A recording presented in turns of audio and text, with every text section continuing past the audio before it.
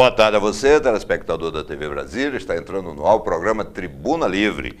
E hoje nós vamos falar sobre o ser humano, vamos falar sobre inteligência emocional e estamos recebendo aqui uma visita ilustre, uma palestrante internacional, uma pessoa que passa pelo mundo inteiro, apesar de ser radicada na Bélgica, né? Exatamente. Nossa amiga Sherla Oliveira, mestre e mentora. Seja muito bem-vinda, viu, Sherla? Obrigada. É um prazer enorme recebê-la. Me diga uma coisa, você administra muito essa questão e fala muito dessa questão de inteligência emocional, gestão de conflitos, tanto nas empresas quanto conflitos internos, né, do ser humano. Fala um pouquinho do seu trabalho. Então, nós criamos a empresa Objetiva Plenitude e lá na Bélgica eu tenho desenvolvido esse trabalho para desenvolver com as pessoas a inteligência emocional. O que é a inteligência emocional? Hoje em dia o ser humano está um pouco conectado a tudo, menos a si mesmo. Conectado externamente. Exatamente. E a inteligência emocional convida o indivíduo a se conectar a si mesmo, a se conectar às suas emoções. Pois Daniel Goleman, no livro Inteligência Emocional, ele diz que uma pessoa dotada de inteligência intelectual, mas que não tem inteligência emocional, não será uma pessoa bem-sucedida na vida.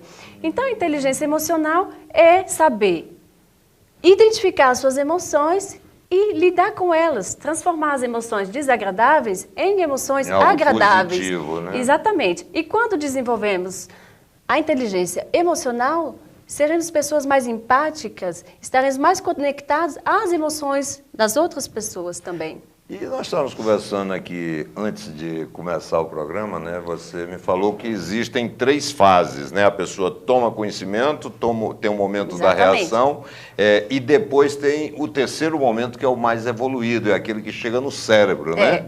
Exatamente. Essa é a teoria do cérebro triúnico, de MacLean, né? Então, o cérebro triúnico, ele diz que o cérebro do ser humano é o produto da evolução do ser humano. Quer dizer que tem três andares. O cérebro réptil, o cérebro límbico e o neocórtex, que é para o nosso cérebro intelectual, por onde raciocinamos, né? E quando deixamos o cérebro réptil tomar de conta... Réptil é o que fica embaixo. Exatamente. É o cérebro da impulsividade. Atos compulsivos, onde... Que normalmente são besteiras que a gente faz, né? Exatamente. Mas esse cérebro, ele protegeu a espécie humana, né, do perigo. O problema é que quando a gente deixa ele tomar de conta de tudo, o intelecto não vai se conectar ao réptil. Então, não chega ao intelecto. Exatamente. A informação, ela não vai passar. Então, se ela não passa, a pessoa é naquele momento de raiva, de fúria, de estupidez emocional. Ele faz bobagem. Exatamente. É nesse momento que as pessoas matam. É nesse momento que as pessoas vão agredir. Quer dizer, elas ficam naquela fase... Exatamente, ela fica aqui. E essa técnica, esse método é mesmo explicado às crianças, porque é fácil entender que se o intelecto não estiver conectado ao réptil, não vai ter conexão e a gente vai ter comportamentos inadequados. Você vê como é interessante. Então, quer dizer, o que nós temos que fazer? Aconteceu alguma coisa externamente, aquilo causa um impacto na gente. Exatamente. No primeiro momento, você tem a impulsividade, que é o réptil. Exatamente. O segundo momento, você tem... O outro momento são o límbico, o cérebro límbico, é o cérebro da memória, o cérebro do aprendizado. Se, por exemplo, o senhor vier e me der um empurrão. Eu aprendi, o meu límbico aprendeu, que quando alguém me dá um empurrão, ele está me agredindo. Então, o que eu vou fazer?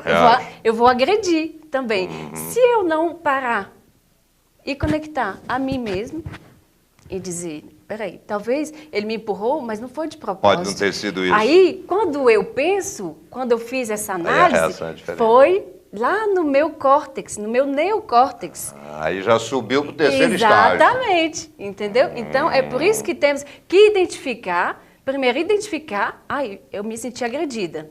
Então eu te pergunto, quer dizer que a gente atinge plenamente a inteligência emocional quando a gente deixa chegar até o terceiro estágio. A inteligência emocional é algo que se aprende, ela não é geneticamente introduzida no ser humano, né? Infelizmente, a educação, que seja aqui no Brasil, que seja na Bélgica, ela não dá ênfase à inteligência emocional. E, portanto... É no estudo do ser humano, né? Exatamente. E, portanto, é lá, desde pequenininho, que a gente ensina a criança a identificar suas emoções para poder administrá-las de uma maneira mais adequada. E administrar é bom o telespectador entender, né? Administrar não significa camuflar, não é jogar para debaixo do tapete. É saber transformar em positivo aquela reação que pode ser negativa. Exatamente, né? Exatamente. A primeira etapa da inteligência emocional é identificar. Depois, saber qual a mensagem que a emoção está trazendo ao meu consciente, né? Porque cada emoção, ela traz uma mensagem do nosso inconsciente. Como eu expliquei ainda agora, a tristeza, ela te traz uma mensagem que você perdeu algo e que você precisa de aceitar que você perdeu algo. É uma mensagem. A raiva traz a mensagem que você não foi bem compreendido, que você está precisando de compreensão.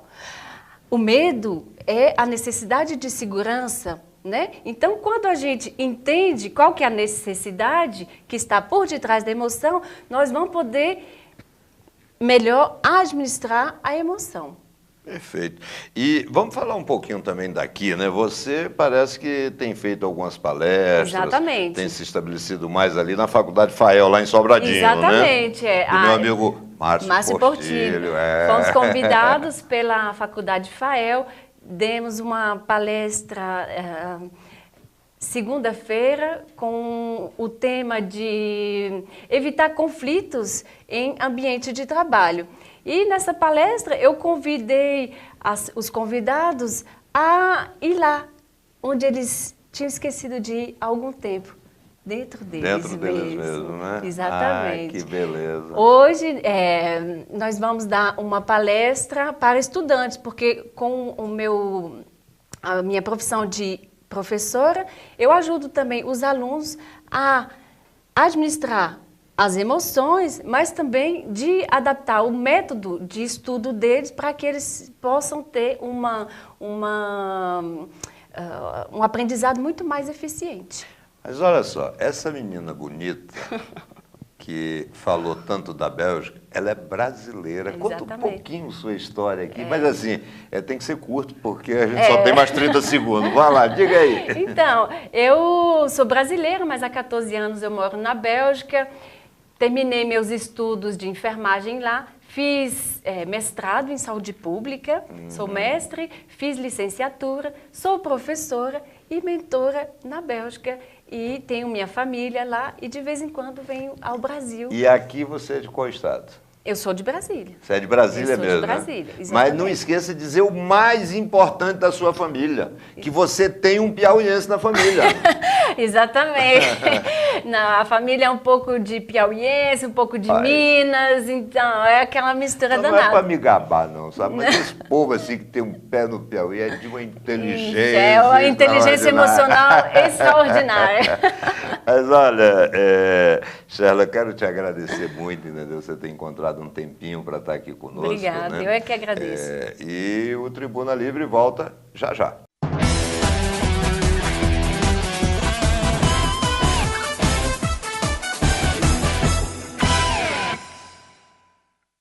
Estamos de volta com o Tribuna Livre, agora contando aqui com esse herói, né? Obrigado. Nosso amigo Franco, entendeu? Que é o organizador da solenidade em homenagem aos profissionais destaques da cidade em 2017. É o mérito profissional e o nome do troféu é uma grande homenagem a Ariomar da Luz Nogueira. Seja muito bem-vindo, viu, Franco? Muito obrigado. Muito obrigado. Franco, me diga uma coisa, essa solenidade ela vai ser organizada pelo Rotary lá do Gama, né? Pelo Rotary Casa da Amizade do Gama, exatamente. Então, fale você, como é que vai ser isso? Aliás, olha aqui, ó, pessoal, tá aqui o troféu, viu? Pois então, vamos primeiramente falar do Rotary, é uma entidade internacional, claro, que ela se preocupa, essa entidade se preocupa com a saúde, com a habitabilidade, com a educação e, sobretudo, que é o que nós vamos falar hoje, com o reconhecimento daquelas pessoas que produzem, desenvolvem, através das suas profissões, o desenvolvimento das suas cidades, das suas comunidades. E o Rotary tem essa preocupação de reconhecer aquelas pessoas que, de fato, faz por merecer pelo reconhecimento dos seus órgãos, das suas classes. E também, por tudo isso, é que o Rotary teve essa iniciativa de reconhecer esses profissionais. Esses profissionais, na verdade, nós não os indicamos. Quem indica são os seus próprios órgãos, as suas entidades, que aí trazem o nome para nós.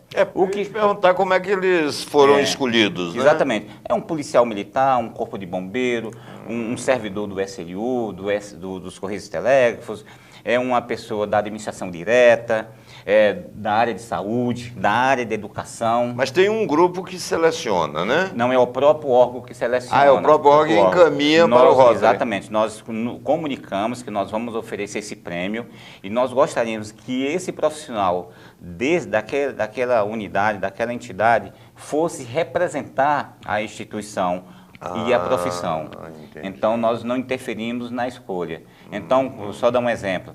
Quando a gente vai em um hospital, na polícia, no Corpo de Bombeiro, no DETRAN, no SCT, no SLU, lá a chefia que escolhe esse profissional. Então, já vem o texto dizendo que essa pessoa está representando por merecimento, por destaque e por representar bem a cidade. É uma coisa que satisfaz a pessoa, né? Quer dizer, não tem nenhum ganho financeiro, mas tem um ganho inestimável, né? Que é o reconhecimento. É o reconhecimento. E o Rotary trabalha dentro dessa linha de reconhecer aquelas pessoas que produzem, que constroem, que faz a diferença, ou dentro do seu trabalho, ou se transformando isso em benefício para a sociedade. E nós estamos falando aqui, olha bem, o troféu muito bonito, né? Bonito. E muito representativo, né? Pois então, esse troféu, nós queríamos dar um destaque ao Gama. Então, tínhamos... Esse verde não é à toa. Não é à toa. E nós tínhamos um companheiro que, antes do falecimento dele, nós já tínhamos solicitado a autorização dele e daí, dias depois, ele veio a óbito, que é o arquiteto Ariomar da Luz Nogueira. Então, nós queríamos isso em vida, mas não foi assim que Deus permitiu, não quis, mas a família autorizou que nós colocássemos o nome dele e também um projeto dele, que é o Periquito. Pois é, exatamente. Eu ia chamar a atenção para aqueles que não são do Gama, né? Isso. Na verdade, esse troféu aqui, ele simboliza, né? A cidade do Gama, né? Verdade. Então, o verde simboliza o Gama também, né? O verde e o branco, né? Exatamente. São as cores que... Mas nós estamos falando. Quando é que vai ser? Olha, esse evento vai acontecer exatamente no dia 7 de abril, na nossa sede, ali na Avenida Comercial da quadra 25 do setor leste. E aí a gente está feliz. E que hora que vai ser? Vai ser às 20 horas, próxima sexta-feira. Próxima sexta-feira. E nós estamos felizes, principalmente nós queremos agradecer aos órgãos, às instituições que entenderam a nossa mensagem. Daí, por isso que a gente quer deixar esse agradecimento por entender isso e a gente vai contar com a participação desses homenageados nesse dia. Não temos o nome deles aqui agora, nesse momento, mas dia 7, se Deus quiser, nós estaremos lá fazendo uma linda festa para essas pessoas que serão homenageadas. E gostaríamos da sua presença lá nesse dia, lá contando com Ô, Franco, mas eu ia acabar de lhe dizer que você está condenado a me aturar, porque eu vou. Pois não, e vai ser uma honra e um prazer. O Rotary vai estar de portas abertas para te receber, com certeza absoluta. Tá certo, olha, Franco, lhe agradeço muito obrigado. você ter encontrado um tempinho para estar aqui conosco. Muito obrigado, eu agradeço. E quero parabenizar você, ao Rotary, à cidade do Gama, né? Porque essa iniciativa é extraordinária. No bloco anterior, nós falávamos do ser humano. Né? E essa é uma iniciativa que toca as pessoas. E o Tribuna Livre volta já já.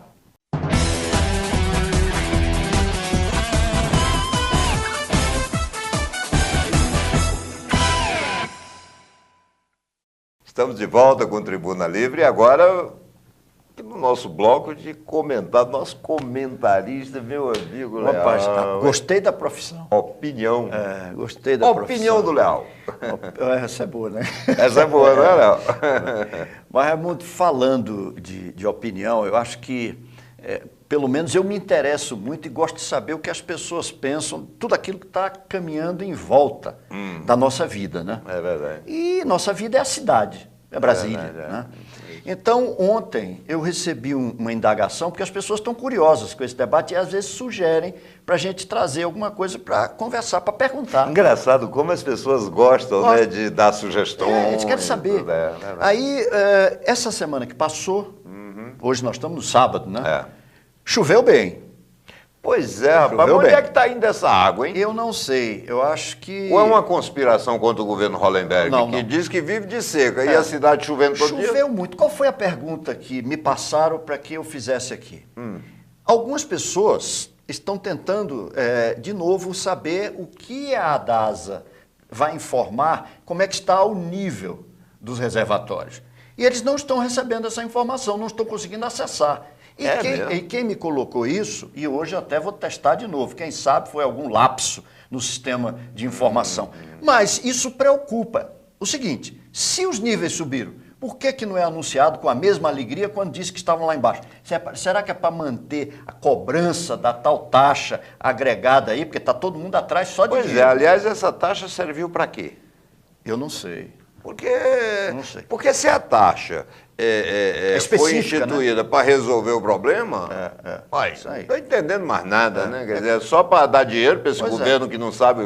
Isso preocupa, né? É uma coisa que as pessoas estão agoniadas. Está chovendo. A gente está percebendo que... Eu observo pelo lago, e depois que eu comecei a me preocupar com esse problema hídrico, eu agora estou ficando até com uma paranoia, entendeu?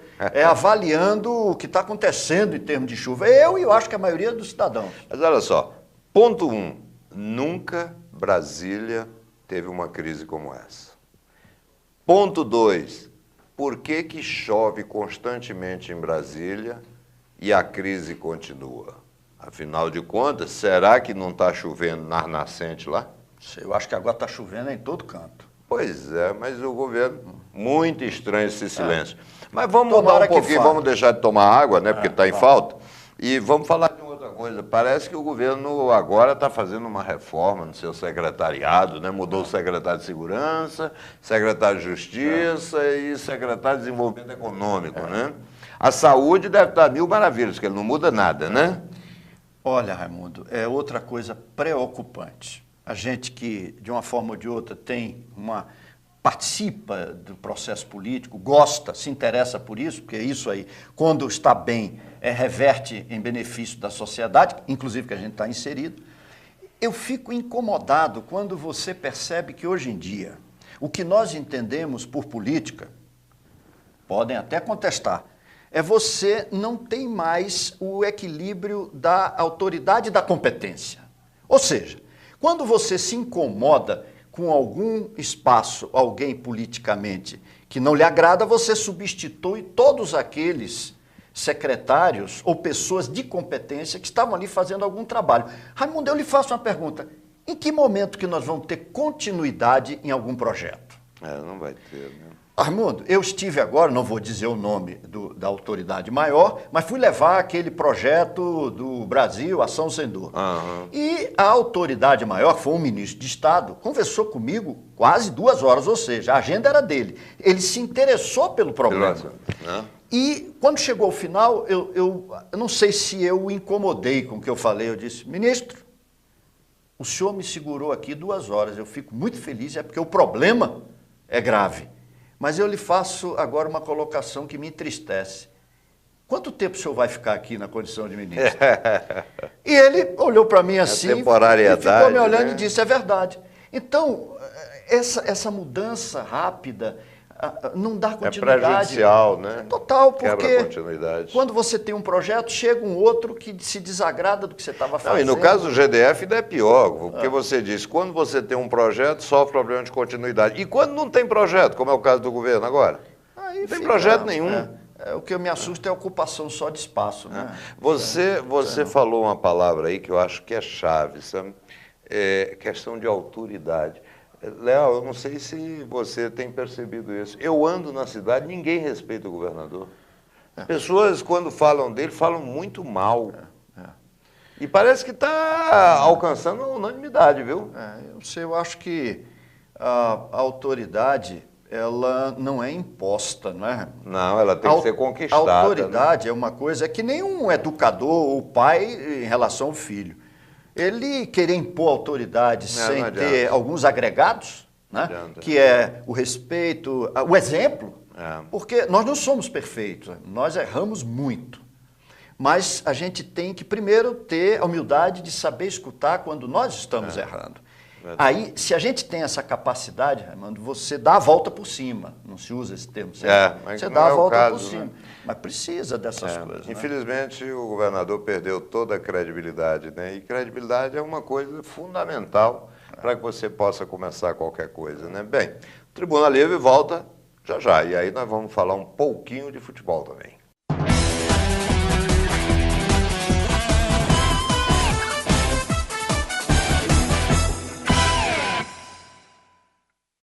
Estamos de volta com o Tribuna Livre. Agora, conforme foi prometido, vamos falar sobre futebol. E para falar de futebol, ninguém melhor do que o Alan Guilar. O presente, a constante. Alan, vamos começar. De qual país você é? Eu sou brasileiro, graças a Deus. Ué, esse nome Alan Guilar? Aí foi um desarranjo do meu pai ali na hora de registrar. Eu acho que ele foi comemorar bastante. Quando eu nasci, aí ele acabou confundindo as palavras lá no Alan Guilar. Depois pergunte a ele onde ele achou esse nome. Na verdade, ele é de origem italiana, né? Meu avô, sim, minha família, os meus antecedentes são... então o Guilar vem lá da Itália. O Alan, dessa forma aí, sinceramente não sei te responder, né? Agora, obrigado. Qual é o nome do seu pai? José, quer dizer, um nome também que vem da Itália? Ou não, esse é daqui mesmo. Esse é daqui mesmo. Tá bom, me diga uma coisa. E a seleção brasileira tá dando gosto, né? Tá dando gosto. Agora voltamos a ter aquele prazer de assistir a seleção. A gente tá apaixonado pela seleção, né? Voltamos a nos apaixonar. A seleção vai para a Rússia, é a única até agora, exceto a Rússia, que... Inclusive quebrou um parâmetro aí, né? Que sempre eram as seleções da Ásia que primeiro se classificavam. Né? Agora não, agora foi a seleção brasileira. Voltando a fazer o torcedor se apaixonar, tanto no estádio, tanto parar em frente à televisão para assistir. Então, agora realmente nós temos uma seleção para torcer, né? O Tite é competentemente simpático, né? Eu costumo dizer que eu vou... É o diferencial. Eu vou abrir uma empresa e vou contratar o Tite como administrador. Não, porque eu acho que é sucesso garantido, né? Rapaz, nunca a seleção brasileira em eliminatória ganhou 8 partidas seguidas. Ganhou! Jogou 4 fora... 4 em casa, enfrentou a Argentina, enfrentou o Uruguai. E no meio disso tudo ainda um jogo festivo contra a Colômbia, aquele jogo da solidariedade que ganhou também, né? Exatamente. Com a seleção de jogadores que não é que ele estava acostumado a jogar. Ele convocou uma seleção que era totalmente alternativa e acabou vencendo também. E olha, o Tite tinha tudo, inclusive, para enfrentar problemas, porque o Tite vinha... de um time, né, que, como é um time grande, gigantesco, que é o caso do Corinthians, né, poderia, em razão da rivalidade, encontrar antipatia dos palmeirenses. Não, ele está agradando a todo mundo. Mas, assim, todo mundo consegue gostar do Tite. Tem alguma coisa errada com o Tite, porque todo mundo gosta dele. Ou muito certo. O que eu acho é mais fácil ser muito certo. Aquele agradecimento na última partida agora contra o Paraguai lá no Itaquerão, que ele visivelmente emocionado, porque você vê que ele tem o prazer de comandar a seleção brasileira, tem o prazer de vencer pela seleção brasileira. E ele resgatou o nosso prazer de torcer para a seleção. E conseguiu passar isso para os jogadores, inclusive, que era o mais importante no momento. É verdade. Jogadores que eram os mesmos que o Dunga vinha utilizando. Não, e jogadores que você nota que ali tem algo diferente, tem paixão, tem amor pela seleção brasileira. Porque ali todo mundo é milionário, né? Não, ali não precisa jogadores, de dinheiro, ali ninguém precisa de dinheiro. Mas jogam com a dedicação. Rapaz, eu vi o Marcelo, eu vi o Marcelo nascendo no Fluminense. Marcelo é de Xerém, né? Cria do Fluminense. O Marcelo... trilionário, jogando pelo Real Madrid, entendeu? Aos 45 segundos tempo dando pique. Deu aquele vacilo contra o Uruguai, foi um vacilo que, pra mim, não reduz em nada a qualidade. Um erro normal do futebol. E ele procurou se redimir na partida contra o Paraguai, fez aquele golaço, que pra mim foi o gol mais bonito da partida. E realmente, ele jogava a bola para um lateral, tirava do adversário, ele vibrava. Então é isso que faltava para a seleção brasileira. Você vê a atmosfera ali do Itaquerão. Não, a seleção hoje é do Brasil. É do Brasil, graças a Deus voltou. E Libertadores? Libertadores também, Essa semana vem aí, né? Agora nós vamos ter jogos aí essa semana, né? Vão ter jogos importantes, porque já podem definir algumas situações aí nos grupos, né? Acho que o Flamengo pega o Atlético Paranaense. É onde? No Rio ou no Maracanã, né? A partida no Maracanã. Estava para ser lá, na Ilha do Governador, mas acabou voltando. Mas me diga uma coisa, no Maracanã também não vai ter o jogo do Fluminense pela Sul-Americana? Não, o Fluminense, se eu não me engano, foi transferido. Na verdade é o seguinte, a gente tem que aguardar momentos, dias antes da partida, porque lá no futebol carioca, infelizmente, as coisas estão sendo decididas tudo em cima da hora. Quer dizer, tem um palco maravilhoso, né? O Maracanã, e ninguém usa. Que coisa doida, né? Exatamente. Nós já podemos ter brasileiros classificados ou quase classificados. Ou também quase desclassificados. Ou quase classificados, que eu acho difícil, que os brasileiros enfrentam, teoricamente, os adversários aí, teoricamente, né? Libertadores. E todos já tiveram vitórias, né? Em 2 rodadas ganharam Todos pelo já menos venceram. uma, né? Então estão ali numa situação tranquila para poder chegar mais à frente aí na Libertadores. Rapaz, e o Paulista definiu, né? Os 4 grandes classificados, em primeiro lugar. Em primeiro lugar. Em primeiro lugar cada dos seus um grupos. Cada fez um no seu seu dever grupo, de casa. exatamente. Vamos fazer a segunda partida dentro de casa, nas quartas de final, contra equipes aí de supostamente menores também, né? Mas nós temos uma Ponte Preta que pode ser surpresa, Pois né? rapaz, vai pegar o Santos. Vai pegar o Santos, pode ser surpresa. E o Santos está naquela, vou para Libertadores, fico por aqui, o que eu faço? Mas o Santos vem numa crescente, né? O Santos também, eu acredito que o Santos pode ir bem tanto na Libertadores ali, buscar aquele seu espaço ali, quanto no Campeonato Paulista. Então, apesar da Ponte Preta vir como uma surpresa nessa Campeonato Paulista, acho que o Santos pode não ter tanta dificuldade assim, né? Acho que o Santos pode... Agora, aqui entre nós, você vê o que é o papel do treinador, né?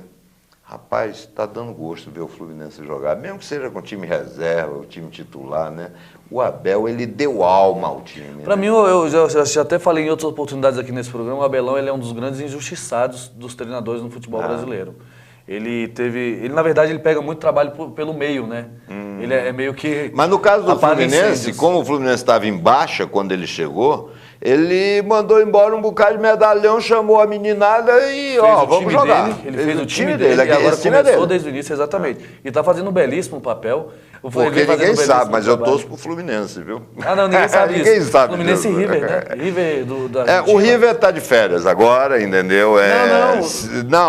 Não venha com informação falsa. Não, ele vem jogando. Você vai dizer que o River vem jogando. Houve um desastre lá em Teresina, na quarta-feira. Contra o Vitória da Bahia, 3-2. O Vitória, não sei o que aconteceu. Não vai falar. Vai me omitir passar? Não vai falar. E vamos esperar o resultado de hoje. Hoje à tarde, às 16 horas, tarde, lá no Barradão. E nós vamos ganhar, e aí você vai poder falar à vontade. Aí na semana que vem a gente fala. Exatamente. Mas a informação está passada, 3-2 pro Vitória, né? Da Lampions League contra o River. Você está Desculpa, não consigo. Desculpa. O seu defeito eu tenho um compromisso é com a verdade. De falar a verdade. Não pode, quando se trata do River, você tem que falar a injustiça. Não, mas eu já pedi desculpas aqui antecipadamente para as pessoas entenderem mas que meu compromisso é com a verdade. Então. Mas o River já fez demais, pessoal, porque é a primeira vez que o futebol do Piauí vai para uma fase seguinte da Copa. É a primeira vez. É o Galo Carijó, é o River. Falando de verdade, ainda tem chances. No jogo de hoje tem chances realmente. Basta ganhar 2 gols.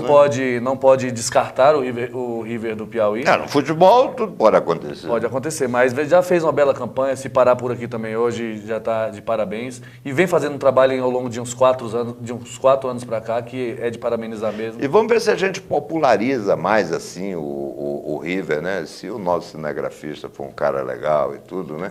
E quiser botar, entendeu? A camisa do River fechando assim. E você veja, quando a gente começa a falar do River, o tempo voa, porque o papo é bom, a conversa é ótima, entendeu? Mas olha, quero agradecer a você, telespectador, entendeu? Pela sua audiência, né? Que nos empresta essa audiência todo sábado. Se Deus quiser, sábado que vem estaremos juntos novamente. Estamos preparando para você um grande programa em homenagem à história de Brasília, né? Agradecer meu amigo Alan, né? Obrigado. Sábado que vem, se Deus quiser, estamos juntos. Deus quiser. Nosso amigo Everson Cordeiro, né, também, porque hoje tivemos a baixa dele, né?